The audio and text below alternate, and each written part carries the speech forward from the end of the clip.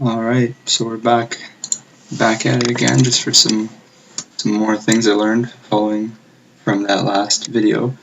Got them on the right side here, pretty much want to go through them and see what's up, so I'll just go in the command line to show some things. First of all, one thing that's really handy is being able to insert a variable into a string. So coming from some past coding experience, let's say I had a string and I had in here, let me say food equals banana.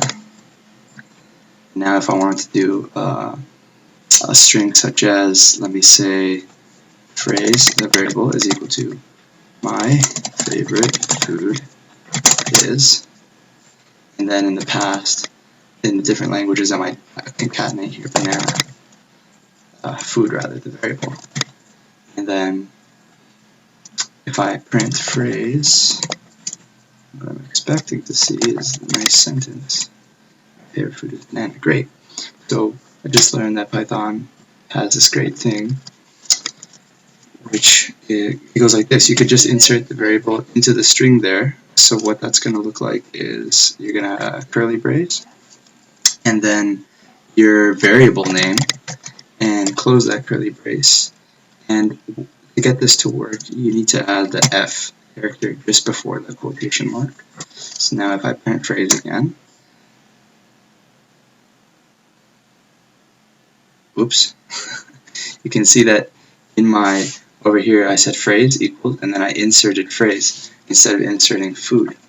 So it printed the entire phrase twice. So put in food here, I run this again, print phrase, my favorite food is banana. So you could insert things like that. And then this begs the question, well, how do you print the curly brace then, if it's being, like, if you actually want to use it, which you might want to in certain circumstances. To do that, even if you have this F character going on, you would just actually type it in twice, and that will just yield a single one. So if I print this, I get a single one. And if I print just one of them, it breaks because it's not, because it's like opening a loop and not closing a loop or something. It's invalid. And if I put two of these ones that are going the other way, it prints just one of them instead of, you see, it's kind of like when you print backslash apostrophe and it prints an actual apostrophe, whereas if you just print apostrophe, it breaks, so you need to use the backslash. Oh, actually it didn't there. That's surprising to me. Let me try. Huh. Didn't think that would work. I just sworn that would break it. In any case, it's kind of similar to how the escape character, the backslash, escapes another character which would have a meaning typically, such as the, I think, bracket, like that. That treats it as a string. So it's a similar case with the curly braces where you put two of them to make one.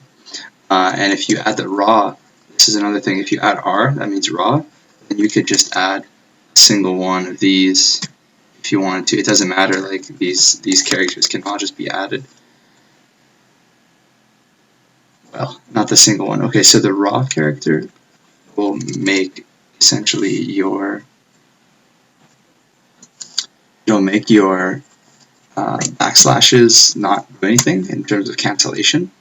So if I take off the raw, you'll see that printing two backslashes just print one, because it's like I'm canceling the fact that my backslash cancels things.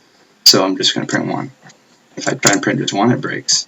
So if I print a raw and print two of those, you actually get two of those, because it just reads the character for what it is. But you'll notice that, like we saw just a minute ago, single braces are not actually covered by that raw. F string is expecting. It says here F string expecting the curly brace. So if I take out F string, if I take out the F formatting, then I just get that single brace. And if I wanted, with the F formatting, if I wanted the single curly brace, I would just add another one back to back, and then it would give me one. So if I wanted two curly braces, I put two, etc. So anyways, so you've got that. Now another thing I want to talk about here is how you can, that could be useful, this whole idea of substituting variables. You could do it inside of a function. So if we go define let's just say define print story, and we're going to take an argument which is going to be name, food, and town. And then our function, colon there, our function is going to be, it's going to return a string. So I'm going to start off with F and then open my string. And it's going to be, my name is, name, I grew up, or my favorite food is, this is like first day at school after, first day in new school. After coming home from, coming to school after summer, and having to introduce yourself. My favorite food is food. I grew up in town. And so you could just enter whoever, so I could do print story. So I'll do, instead of returning, actually I'm not going to return anything, I'm just going to print this. Right. So we print that, and let me say print story of, so his name's going to be Gregor the Hound.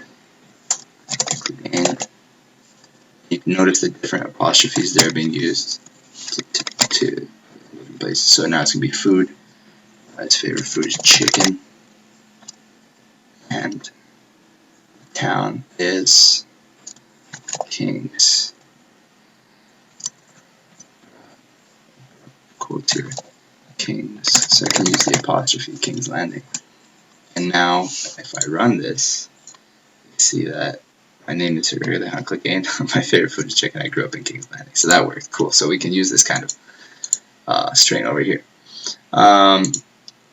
So another thing we wanted to talk about was this useful function, useful argument I learned about for the print function, where you can add an end string. So for example, print, let me say four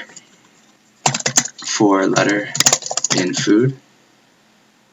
I didn't define food yet, so I'm just going to say chicken, and that's my for loop. Print letter, and you could add this parameter and equals, and add a string here. And let me just say this is going to be space, yum. And now if I run this, expecting, so you can see it prints one letter and then space, yum. And so if let me just say I actually, something we saw last time, if I make a triple quote, so it captures line break, and I add a line break after the yum, then we'll see yum chicken. So that's something you can do there, using the end parameter. Another thing is just to use different, just to use that comma to separate different components here. So you could do data string C, and let me just think, well, it doesn't really matter, chicken soup. So oops, there's no close to the bracket there, so I'm just going to throw an error. So what you can see now, it prints both of these items in sequence. And it appears that when you use multiple arguments like we just did here, then it prints to a new line every time. Chicken, soup. Delicious. Alright, something else I'm just going to run through, range function. So super useful just for printing out a bunch of numbers if you need to. So you can see this is another thing we haven't mentioned, but if you just like type in a function, it'll show you how to use it. So it's not actually a function, it's a class, but we could just look over it for now.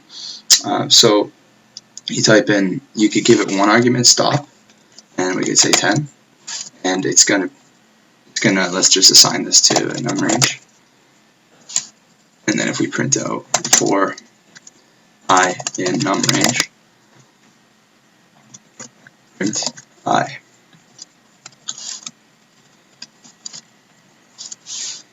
Then we can see it's just going to print out every number from 0 to 9.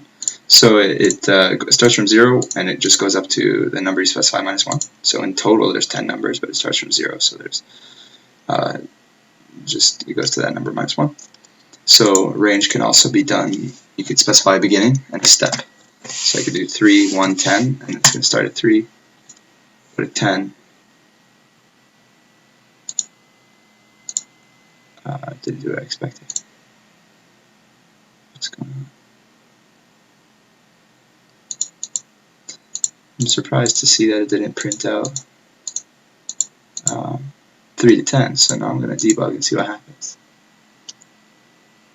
So I added a breakpoint. I hit run with debug, so it's going to go there. And now I got here, step in, num range for I and num range. Num range is a range, 3, 1, 10. Start 3, step 10, stop 1. So you see, I got the numbers backwards. The arguments, you put in the step, you put in the end point and then the step. So I was saying, go from 3 to 1 by steps of positive 10. So that was just bogus. It wasn't doing anything. So now I'll stop this and I'll run it again. And now we see 3, 4, 5, 6, 7, 8, 9. So it goes again to number you specify minus 1. And if I do like a step 3, for example, we see 3, 6, 9. So it doesn't go beyond this number you specify.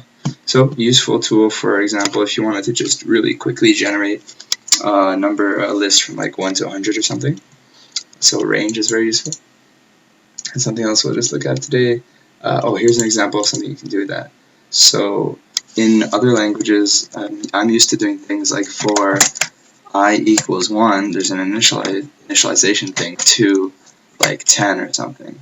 Then I know this loop is going to run 10 times. But what you could do, for example, here is you could do for I in, and then, for example, if I wanted to go through a word, let's go with chicken again. For I in, and now so I want to do one iteration for every letter in the word chicken. I could do range. Now, my one number that I'm going to specify in here to go from 0 to cover basically the entire range of the word, I'm going to do the length of the word. So length of chicken. And now within this loop, so I'm going to have an index number essentially for the chicken elements. So I'll do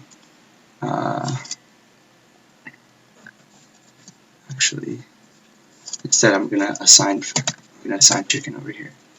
Food equals chicken. And now I'm going to say length of food. And now I'm going to do food and then index value. I'm just going to pass this. I'm going to print. I'm going to use this ORD function. So ORD takes in a letter or a Unicode. It takes in a character of some kind, and it gives you the Unicode number, like Unicode character ID for that letter. So now we'll see a variety of numbers, I should think. Right. So these numbers here correspond to 369 is for the num range that we printed up there, and then 99, 104, etc. These are the numbers corresponding to these letters, C-H-I-C-K-E-N.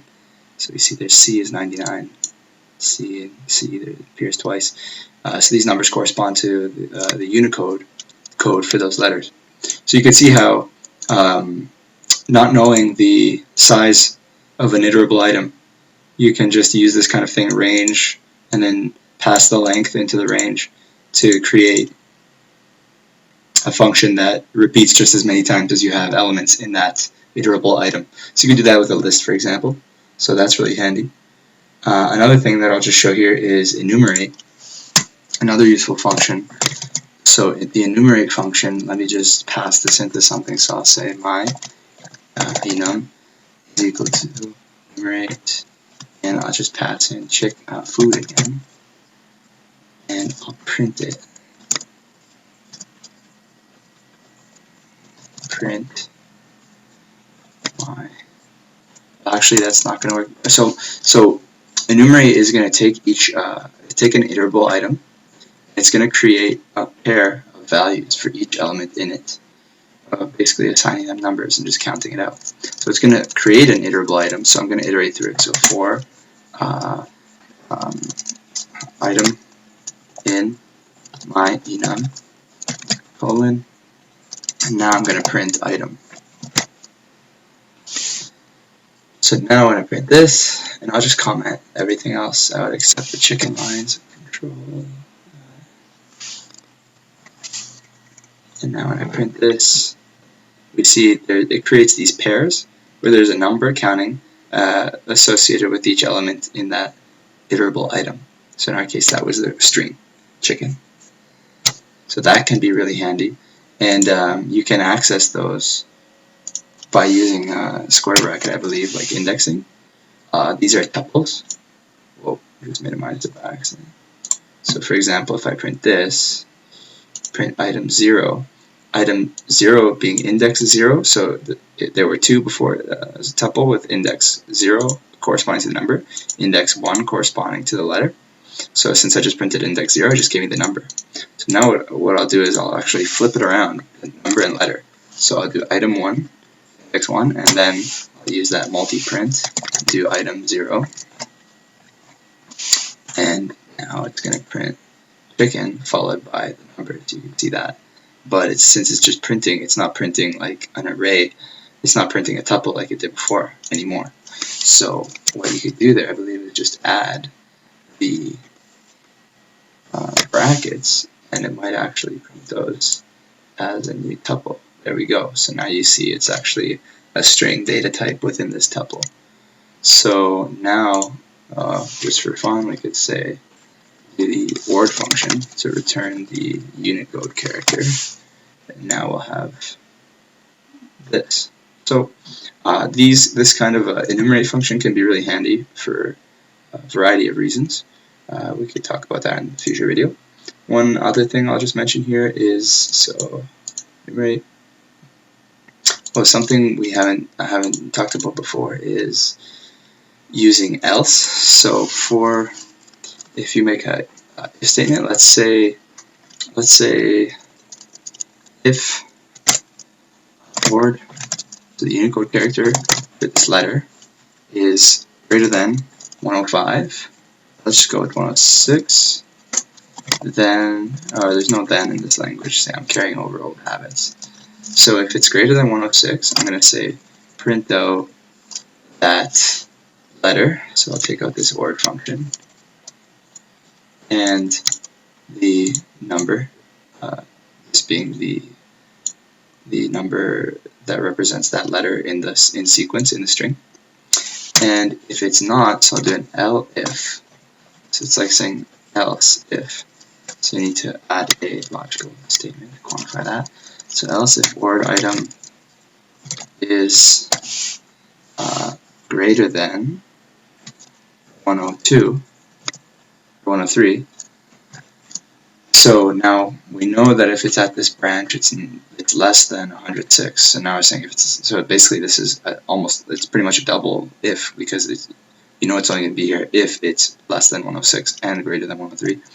Then let's just say print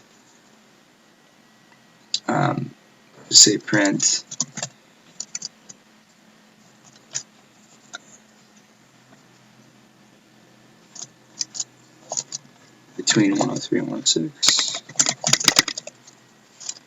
And lastly, we'll do an else. So else statement just catches any other possible outcome that you have.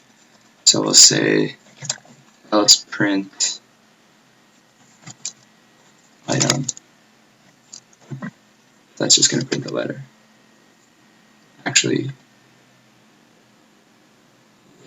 yeah, that's just going to print the letter. Now, let's see what happens. I think it should work. Didn't work. What happened? If word item is greater than 106. Yeah, so it's expecting a string, but it found a tuple. So I need to specify that it should look at the item index 1 in that function there, in that data structure. We fix that. Now we see there's the letter C, so we know that it was less than 103, the Unicode value, because it went to print. And then there's a tuple, so we know that it was that K has an Unicode value greater than 106 because that printed the tuple. And then there's these guys that said between 103 and 106. So you could see how to use the if-else there, and with functions within there, and something else we can say is the pass keyword. So there's this keyword called pass, where if you type it in, it just does nothing. So now if I print this out, you see there's just these two got deleted. They just don't appear anymore. Between 103 and 106, they're just gone. So the reason for that is because this pass keyword does nothing at all. So it's useful to use when you're in a situation where you're just thinking about this code you want to write. You have some big structure, and you want to just kind of sketch out the shape of your structure. So I'll say here, print out the letter, and then put a comment here, print out a string, and then in this one, pass here, print out tuple. So if this was a work in progress, I could just put this here, and here I could put pass as well, where the logical statement appears, and it can just say, say logic if between 103 and 106, etc. So now if we run this, let me just, well, nothing's going to happen because there's just passes, so let me just say print done. And now, run this. Oh, I guess you can't use it in the logic statement, actually. So I'll just say when it goes on, just for the sake of filling that out. So that runs, but nothing will actually happen at this part. Something I didn't get to discuss in the last video, or actually I just kind of brushed over it, was documentation string for functions. So what that is when you have a function, let me just find one defined in some other file. Okay, here we have an example of a function using this f string like we talked about earlier. So if I have a function right here, what I can do is add a string saying this function prints a string, a predefined string containing the argument. Now, this description appears when you use the function. So if I go print, and I'm going to do print string.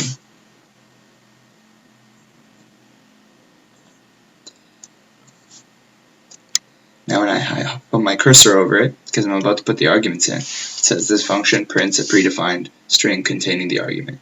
So that's what I just wrote up there. So this is handy, and now it appears over here. When I open the bracket to put the input, we see the name, and it says this function prints a predefined string containing the argument. So this just allows you to communicate to any potential end users what your function is doing, and that includes yourself for a large project. So let me just put here chicken, and I'll run this whole thing. Who knows what's going to pop up from what I was doing earlier. So it says hello Chicken Jones. Right. So that's that. This is really useful when you see, for example, if I highlight print, there's this whole block of text showing how print works, and all of that can be essentially added here. So there's conventions for doing that, which you can Google. So one more thing I'll write is talk about just for a second is variable evaluation. So the way that variables are referenced when you have nested functions. So let me just make a new file for this. I'll call it nest.py.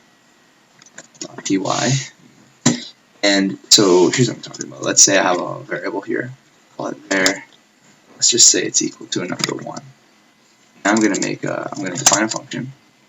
Just call it fun1, function 1. I'll take in an argument, and what it will do is return argument plus 1. And it'll also, let's just say actually, that it sets I equal to 2. Or actually, let me just say, it sets this equal to arg equals I.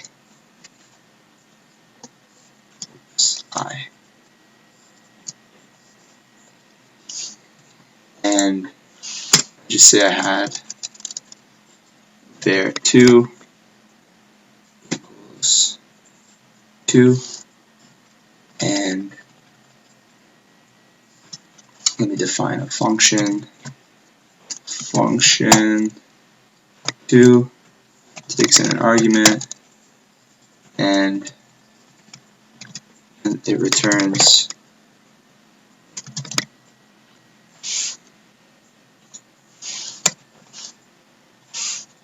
to fix that there, and this is going to return argument plus, and let me just set this actually, argument equals 3. And now in my function 2, let me just say this is going to return argument times var 2. And let me just say that my function 1 calls function 2 and passes, let's just say that it sets I equal to function 2 and multiplies that and passes in the argument.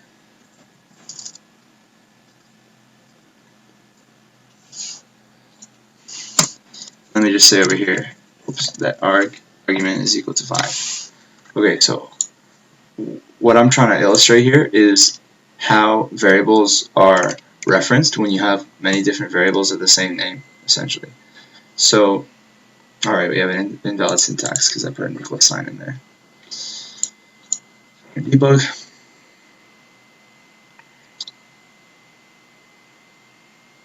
And now you see that there's a variable, okay, equal to 1, step, good. Now we go to our variables pane. We see there's var1, okay. var2, great, that's in locals. Arguments equal to 5. Alright, now we define function, Okay, my problem is that I never called the functions, so this isn't going to show what I wanted to do. So let's just say our final result is to print the output of function 1 with an input of, let me say, arg plus var.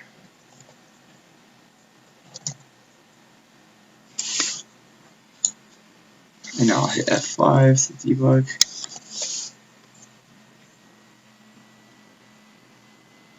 Okay.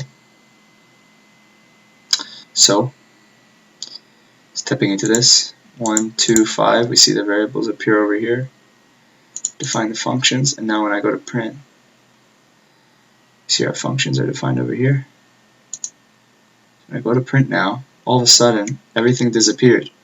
And we're just looking at our argument is equal to 6 now. So what happened there is we move into a different namespace, I believe it's called, when we go into the function. So there's scopes. So right now we're in the scope of a function. And in this function right now, all the variables, we're looking at an entirely different set of variables than we were when we were looking in our general kind of routine. So now all of a sudden there's just one variable called arg, and it's equal to 6 because that's what was passed in, arg plus var, 5 plus 1. And now when we do the next line, it just got changed to 3. Now we're going to go to function 2, and we're going to pass in an argument again, which in this case is 3. But now all of a sudden, in this one, we have another variable called argument, so this could have been something else.